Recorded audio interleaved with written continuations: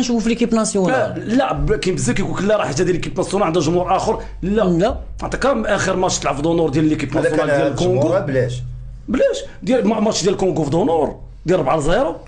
انا راه كنت كندوز الماتش في الراديو، هو كان ما عندك ما تسمعش صوته، ما تسمعش ما كنخرج به. راك عارف كيدوز معنا هو اون ديريكت تمايا في المراسله ديالو ما تنسمعوش. ما تسمعش انا مهبط راسي. هذا راه الماتش الاخير ديال الكونغو دزنا فيه الا عقلتي. مهبط راسي تحت الطبله وكنسد في ودنيا وكنخوت، ما كنسامع على راسي لا هما اش كيقولوا لا.